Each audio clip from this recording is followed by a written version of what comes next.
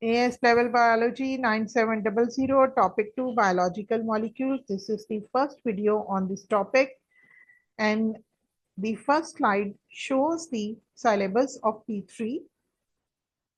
Describe and carry out the Benedict test for reducing sugar, the iodine test for starch, the emulsion test for lipids, and the Burette test for proteins. So these are the tests which we have discussed today. So I will start with the test for reducing sugar, or Benedict test. So Benedict test is a chemical test which is used to find out the presence of carbohydrates or reducing sugar into a given sample. So basically, the reducing sugars are those sugars or carbohydrates which have free aldehyde or ketone functional groups. Free aldehyde or ketone functional groups. So basically they are monosaccharides. So for this purpose, we have to take the 2 ml or 2 cubic centimeter of the given sample solution, which may contain carbohydrates or reducing sugar or do not contain reducing sugar. So we have to take 2 ml of that given sample, 2 ml, and we will add the same quantity of Benedict solutions into it. And the Benedict test is used for this purpose.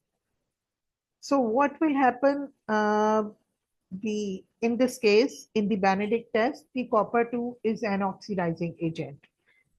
So we will heat the solution, mixture of these solutions into a water bath. So you can use, this is a water bath. We will heat it in a water bath, and then there will be a color change will be observed, and the resulting color will be the brick red color or the brick red precipitates, which will show the presence of reducing sugar in the given sample. So we have to heat it up in about 5 minutes and into a water bath, or till there is change in the color. If there is no change in the color, it shows that there is no reducing sugar in the given sample. Now I would like to move towards the next slide, which is showing the different color patterns which can be seen during this experiment. So if the color of the Benedict solution is blue, so if it remains blue color, it means there is 0% reducing sugar. On the other hand, if the color is changed to blue to green after heating, if the color is changed from blue to green, it shows that there is 0.5% reducing sugar present in the solution. And then if the color is changed from green to yellow, it shows that there is 1% reducing sugar present in that given solution. And then if there is change from yellow to orange color, then it shows the 1.5% or moderate quantity of the reducing sugar present in that given solution. And if the color is changed from orange to brick red, so this is the brick red color. If the color is changed, it shows that there is 2% or more, 2% or more reducing sugar is present in the given solution. So, which is, you can say, the highest percentage in a given solution. So in this way, this experiment can be conducted in the laboratory. After this, we will move towards the next test, which is the test for starch, or this is also called as iodine test for starch. So for this purpose, potassium iodide or iodine solution can be used for this purpose. So here I would like to say the starch test.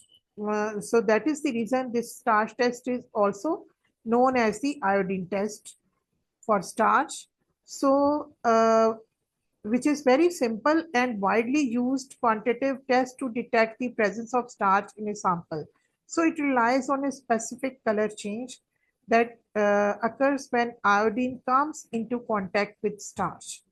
So the fundamental principle behind the starch test is the formation of a colored complex between iodine molecules and the helical structure of amylose. Amylose, one of the two main polysaccharides that make up starch, amylose and amylopectin. Amylose and amylopectin, we will study them in the coming videos, inshallah.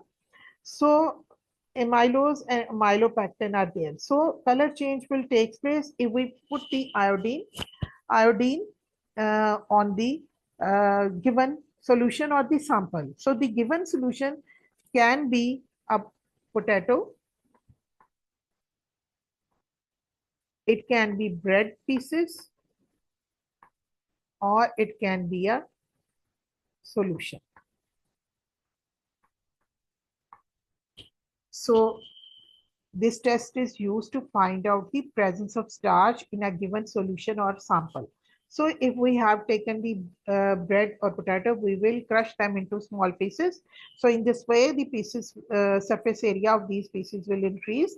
Then we pour the iodine solution into the onto the crushed particles of potatoes or bread or on the solution. So you know the iodine is of yellowish brown. Its color is yellowish brown. So if the color of iodine is changed from yellowish brown to blue color when pouring on the given sample, then what will happen if the color is changed from yellowish brown to blue black? So it shows the presence of starch in that given sample, whether it is a sample or whether it is a sample solution. So in any case, if the color is changed, it shows that there is a starch is present in the given solution or given sample. So if it is not changed, if it remains the same, that is yellowish brown, it shows that there is no starch present in that given solution. Now this is the third test which is used to find out the presence of proteins in a given sample solution. So Burette test. Burette test is actually a combination of two solutions, which is copper 2 sulfate. Copper 2 sulfate solution, and the second is sodium hydroxide or potassium hydroxide.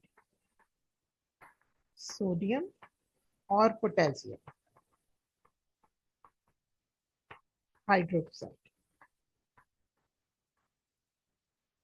So combination of these two solutions is called as the Burette solution. So this is used to find out the presence of proteins in a given sample of solution. So what will happen? What we'll do for it? We will add some drops of this Burette solution, drop by drop. We will add drop by drop into this sample solution. We will shake it. We will put a drop and then we will shake it. And then if the color is changed after some drops, after a reaction, what will happen if the color remains the same? That is, the color is not changed and the blue color remains the blue color. It shows there is no proteins present in the given sample. But if the color is changed from blue to purple color, it shows the presence of proteins in that solution. That is, the proteins are present in the solution. With the help of this burette solution, we can find out the presence in the given sample, and it shows that the positive results. If the color is changed purple from blue to purple, it shows the presence of proteins in that solution. Now, the next solution which we are going to discuss is the emulsion test. So this is the test which is used to find out the presence of lipids, fats or oils, oils in a given sample. So what happens? Here I want to describe the, first of all, uh, how can we conduct the experiment? So first of all, we have to take the sample solution into a test tube.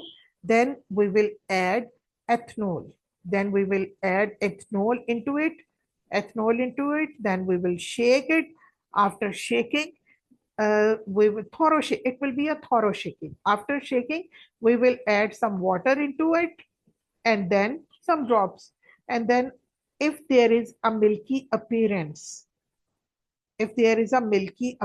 or you can say the precipitate in the form of precipitates, then it shows that the lipids or fats are present in the solution. If they do not appear, it shows that there is no fats present in the given solution. How do it happens?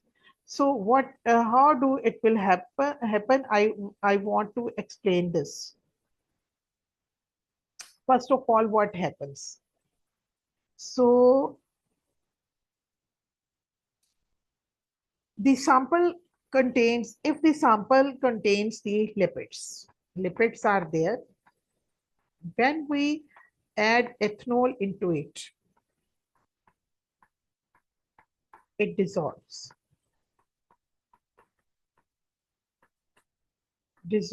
in it, forming a, and then where there will be the formation of clear solution. Formation of clear solution. Then we will add water. So water is miscible with ethanol. Water is miscible with ethanol. So what will happen when we will add water into it? The ethanol will be diluted by the water. So the dissolved lipids are no longer able to stay in the solution. So what will happen? The lipids will come out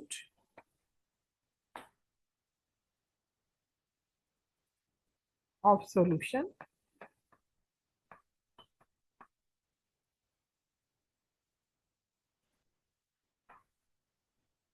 in the form of suspension, or you can say formation of emulsion will take place. So emulsion is a type of colloid where two immiscible liquids are dispersed in each other. So in this way, the formation of emulsion or the formation of suspension will formed, and it will show the presence of lipids in the given sample. The next, non-reducing sugar test. Non-reducing sugar test is actually that test which can be used to find out the presence of non-reducing sugars. Basically, this experiment is performed to find out the presence of sucrose, other than reducing sugars or sucrose. So what will happen?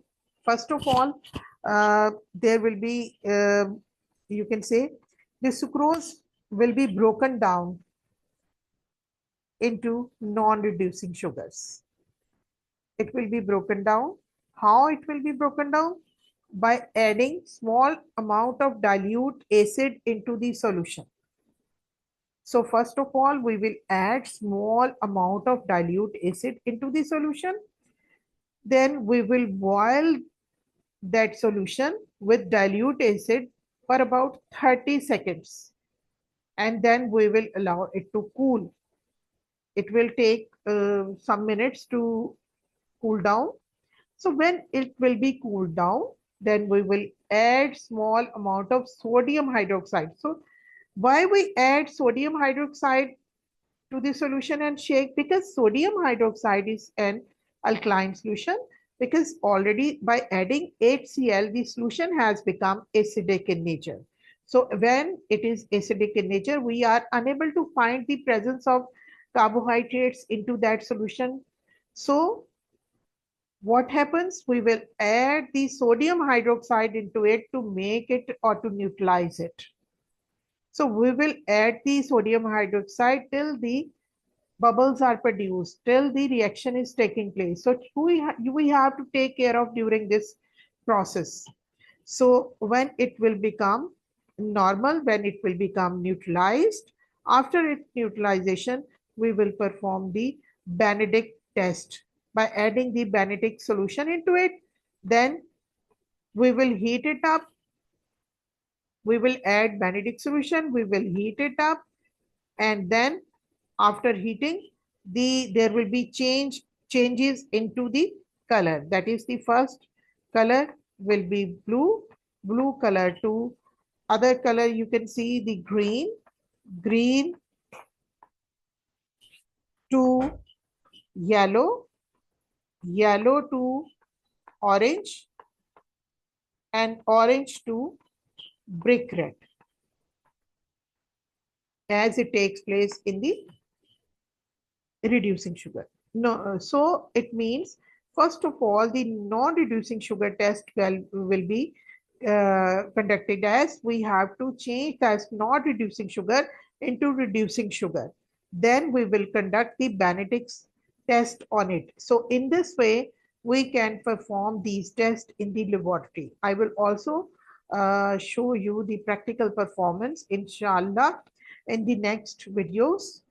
And please like, share, and subscribe my channel to watch all videos, all and to watch all, you can say, the performance of other practicals as well. And thanks for watching.